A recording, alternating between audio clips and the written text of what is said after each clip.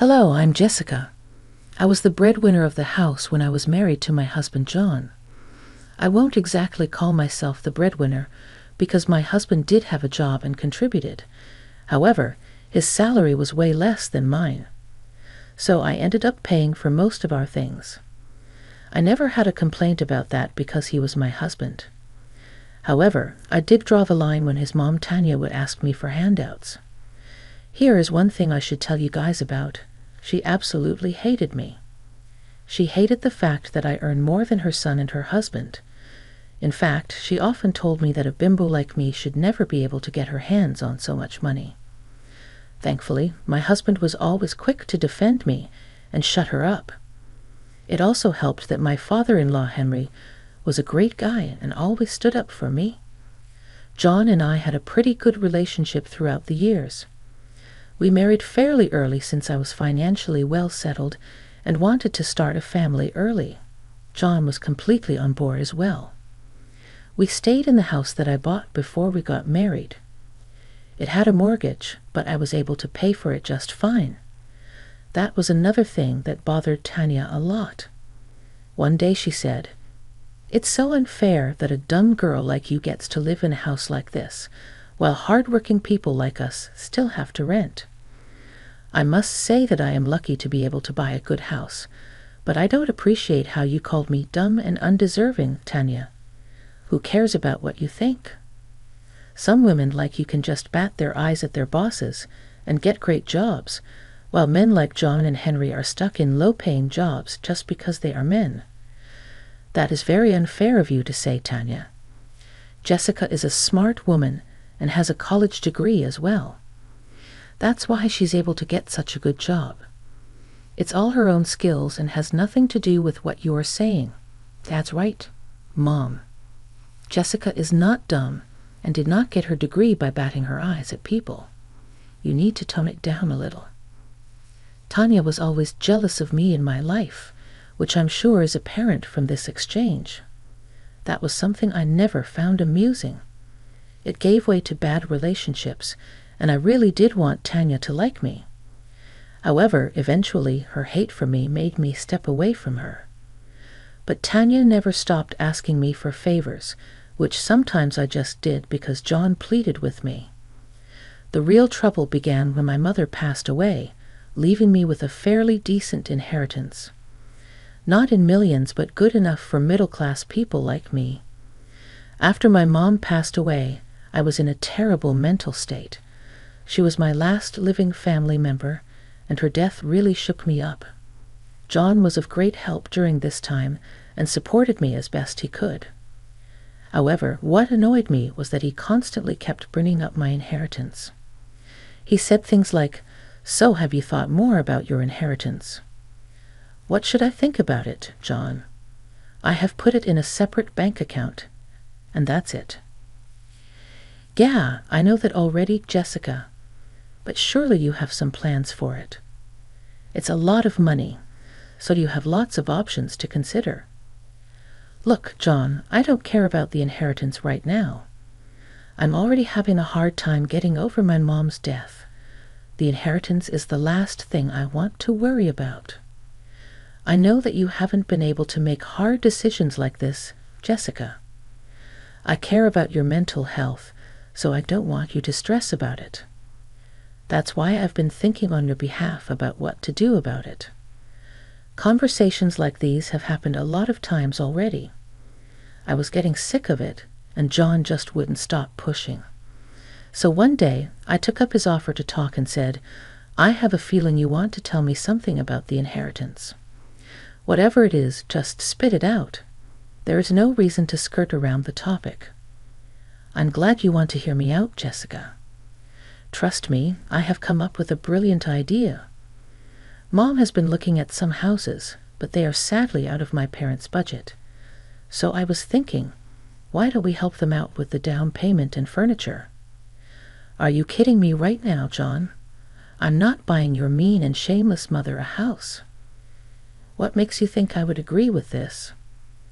Why don't you agree with this, Jessica? You know Mom and Dad want to buy a house. When Mom is looking at houses within their budget, it's falling short of her expectations. It's hard for her to see you have such a nice house while she has to compromise. Well, if she can't compromise, she needs to get a job for herself. She stopped working out of her own free will, so she can definitely start again. She can earn her own house just like I did. I'm not giving anything to that vile woman after how she treats me. John and I had a huge fight about this issue.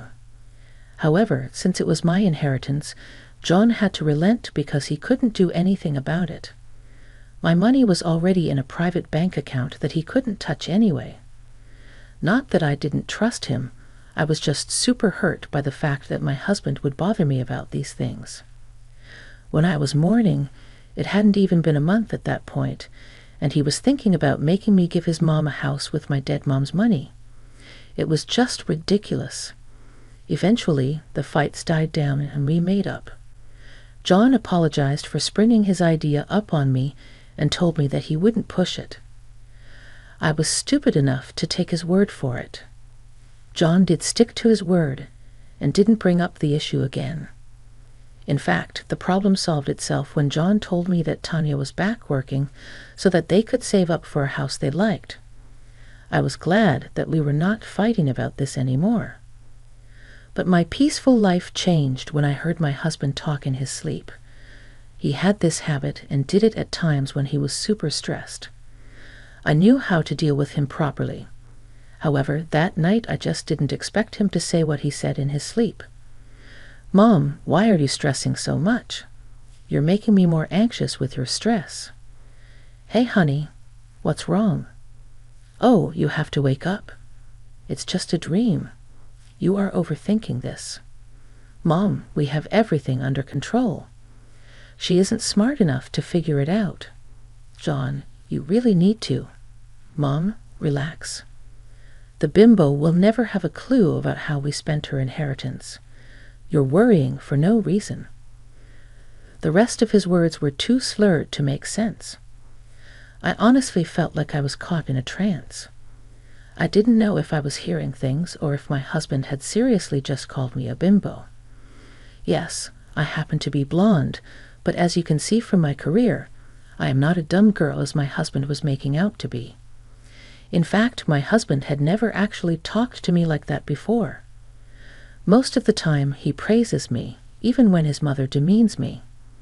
I thought he was being a caring husband by standing up for me, but the words he said in his sleep were making me question everything. That night, I pondered over it until morning. I went off to work, trying to delude myself into thinking that my husband was just having a stupid dream. But there was also that possibility that my husband was paranoid and stressed about something which made him talk in his sleep. He kept talking about how I would never find out what happened to my inheritance. That was starting to really bother me. So very impulsively while at work, I pulled up my bank account to see if anything was amiss. My heart sank when I saw that my account was missing quite a lot of money. My eyes were bulging out of my sockets, and I started to hyperventilate right in the break room. John's words from last night came rushing back to me, and I felt like I had lost the ground beneath my feet. Thankfully, lunch was almost over, so no one was around to witness my little breakdown. I sat in the break room in shock while trying to calm myself down and think straight. I knew then and there that John and Tanya had planned something. I needed to dig deeper and get to the bottom of it. For some odd reason, my mind kept telling me that this had something to do with Tanya and Henry's new house. So after I left work, I called Henry and told him that we needed to talk. "I'm sorry to be disturbing you like this, Henry, but there is something I need to know. Have you guys needed money recently?" "What? No, there's nothing like that. We're doing well enough right now. I'm sure there hasn't been an emergency cash crisis in your life. But what about the house? Did you by any chance fall short of cash or maybe ran into some trouble that required money? I'm sorry for being so blunt and invasive, but I need to know." "I don't know what to tell you, Jessica.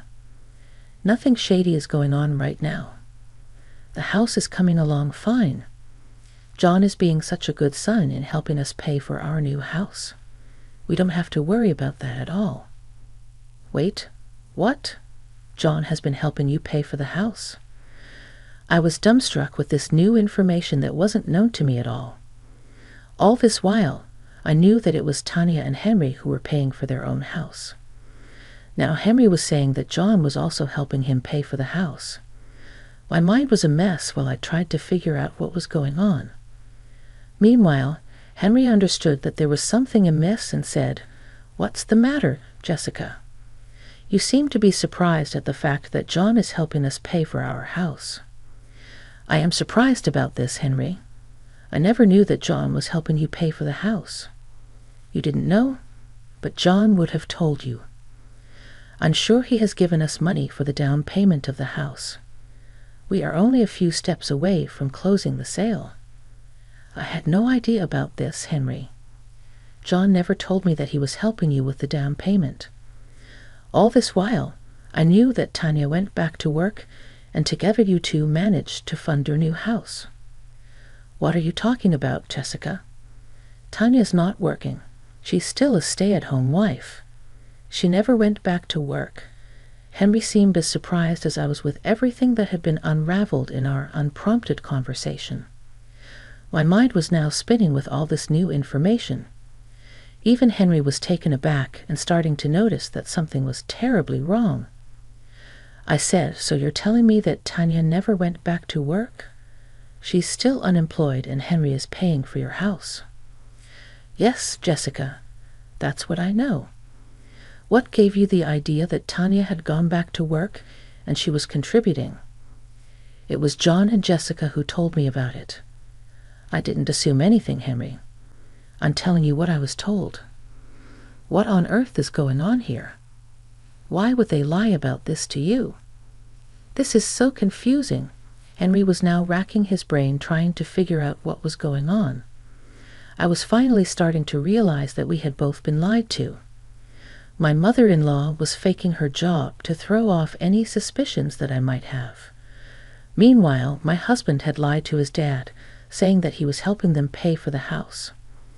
Turns out me and Henry both didn't know that his house was being funded by my inheritance money, and it was being done without my permission. There is something really fishy going on, Henry. That's why I called you in the first place. Last night, I heard John talk in his sleep again. He said that I would never find out what he and Tanya did with my inheritance. Today, I checked and saw that a good chunk of my inheritance is gone from my account. So my son doesn't have enough money to make the down payment, but Tanya said that he got a promotion. Also, how did your money disappear like that? I have no idea, Henry. I'm starting to think that John and Tanya are behind this. Look, John doesn't earn enough to pay your down payment. Tanya lied to you.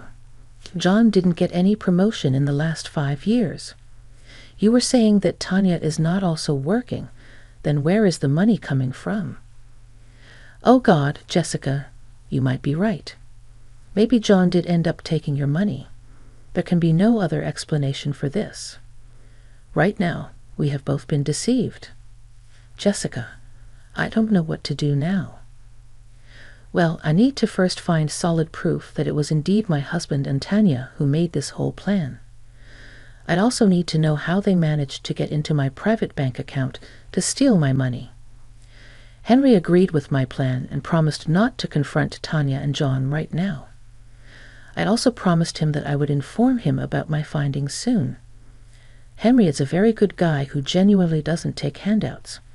He is the hard-working type of guy who likes to live life by his means. Since he loves his son so much, he probably couldn't say no when he insisted that he would help. Plus, I found out that Tanya had also faked John's promotion to Henry so that he wouldn't get suspicious about where my husband was getting the money. John and Tanya had cleverly planned everything and kept us both in the dark. They played us for fools. It took me days to find out the whole truth of the matter. My suspicions were right. John and Tanya did end up withdrawing money from my bank account, specifically from the one where I kept my inheritance. I didn't have a message alert switched on, so I wasn't immediately aware of the withdrawal. I went to the bank and was told that someone showed up as me, signed papers, and made a check withdrawal. They refused to allow me to see who did it because they needed a police report for that. But in my mind, I knew that it was my husband and Tanya. Tanya actually had a similar build to me and the same hair color, so to a bank employee who has seen me only once, this may not have been suspicious. Henry and Tanya took advantage of my deteriorating mental state to make their own dreams come true. I was enraged beyond belief. I told Henry everything, and together we made a plan. Henry drove Tanya to our house while I was waiting with John to welcome them. John and Tanya only knew that we were having a family dinner and nothing more. However, when we sat down to dinner, I said, "Hey John, you know I found out something terrible yesterday. Someone has taken out money from my bank account." "What? Who would do that, Jessica?" "What account is this?" "The one where I kept my inheritance money." "John, I don't know what to do. I'm thinking about calling the police tomorrow." No. Why do you need to do that? I'm sure you have replaced the money somewhere or withdrawn from it accidentally. There's no reason to assume the worst. Yes, give it some time, Jessica. I'm sure there's an explanation about what happened to the money. There's no reason to involve the cops right now. John and Tanya looked pretty shocked and scared when I brought up the issue. It was clear to me and Henry that they hadn't expected to get caught so easily. I don't know what they had planned to do once I found out about the withdrawal, but I knew that they hadn't expected it to happen so soon. They visibly panicked and jumped right off their chair when I mentioned getting the cops involved immediately. It was a little funny, but Henry and I maintained our composure. He even looked at Tanya funny and said, "I don't see why she shouldn't involve the cops straight away. The sooner this is solved, the better." "Dad, you don't understand. These things are very sensitive since it's about money. Jessica's already in a very vulnerable state right now. Let's not make her stress more." "Oh, I'm pretty stressed about the money, actually. I would rather have my money safely back in my account as soon as possible." "Yeah, go ahead and file a police report, Jessica. You deserve to have your money back. You know what? Since you are so vulnerable right now, I will even go with you to the police station." John and Tanya were getting paler and paler by every passing second. They were gulping hard and looking at each other while trying to figure out how to stop us. I was watching them panic and fall into the trap they had set for me. I wanted to laugh at the way they were behaving, but my anger clouded over all my other emotions. I wanted to yell at them for being nasty thieves, but I couldn't do that yet. After a lot of back and forth, I said, "I don't think there's a reason for me to waste time anymore. I will be going to the cops for sure." "Don't be so rash, Jessica. Just leave it alone. Can't you just sleep on it for a few days?"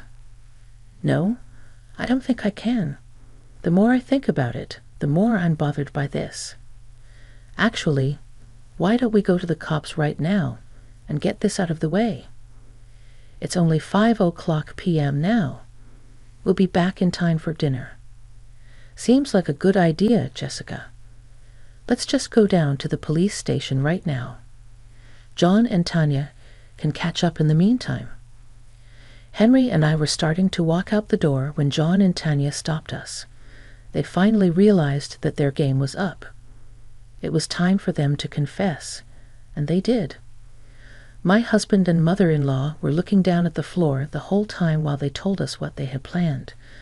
They had planned to use my money to fund their house. In the end, I said, "Why did you do this, John?" I'd always dreamed of buying a house for my parents, but I knew I couldn't afford it. "I asked you for help, Jessica, but you didn't want to give me your money, so I had to do this. I only wanted to do something nice for my parents." "What you did was wrong, John. We never asked you for anything." "John, I don't know what made you think we needed a big house, But knowing Tanya, I think it was your mother who demanded that you get her a big house. Can you really blame me, Henry? All I wanted was to live in a nice house like my son. If a stupid bimbo like Jessica can stay in a house like this, why can't I? Careful there, Tanya. Don't forget the fact that you stole from me and committed a lot of crimes by doing so. If I want to, I can go to the cops and get you arrested. Tanya was being a witch to me even after getting caught, so I quickly reminded her of the fact that I still had the power to get her arrested. That's when the tears and begging started. Tanya suddenly realized she was in deep trouble. She had tears in her eyes and quickly changed her tune to say, Okay, I'm sorry, Jessica. It was a big mistake. We are family, so let's just forgive each other. There's no reason to get the cops involved. Mom is right, Jessica. No matter what, she's still your family. You shouldn't be threatening her like this. Oh, you have a problem with me threatening your mother, John. Well, guess what? I can threaten you too. If I make a police complaint, you will be arrested as well. I don't think Henry will be here to bail any of you out. Yep, I was running away as far as I could. In fact, after today, I want nothing to do with John or Tanya anymore. Tanya's entitlement has always been a problem, but she went too far this time. I've made the decision to separate from her now. I don't want to be with someone so vile and cruel. Same here, Henry. I guess we will both be looking at divorce lawyers soon. I'm done with you, John. Don't think I will let you get away with this. You and your mom called me a bimbo and tried to scare me while I was vulnerable. I will now show you what happens when you mess with me. John and Tanya were now looking at me and Henry with pure fear. They hadn't realized that the day would turn out to be their worst nightmare. Tanya was now begging Henry not to leave her, while John was trying to get my attention as I started to walk away from him. He was on the verge of tears and kept saying sorry repeatedly over and over again. John and Tanya even promised to give me the money back so that we could go back to normal. I laughed at that and didn't even bother to reply. The real fun happened when there was a knock at the door. When John went to open the door, he was greeted by 2 cops who were there to arrest him and Tanya. That's right, guys. I had already called the cops on them after filing a police report that morning. There was no space for any compromise. I went ahead with the police report as soon as I mustered the courage to end my marriage. Henry agreed with my decision and accompanied me as well. Tanya and John did throw many tantrums when escorted to the cop cars, but no one paid any heed to them. Due to some complications, John and Tanya ended up spending the night in jail. John was released the next day on bail since he paid out of pocket, but Tanya remained in jail because Henry wasn't bailing her out. John returned home and tried to beg me to stay. I informed him that I had already called a lawyer and told him to prepare the divorce papers, and I was going forward with my case against them too. There was no changing my mind. John did end up transferring my money back once he got out of jail. I informed the cops about it, but the case of identity theft and document forgery was still on.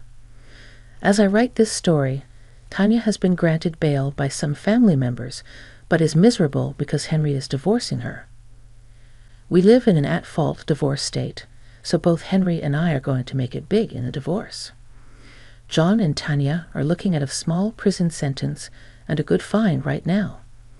Let's also add the fact that they are completely alone now that their spouses are divorcing them.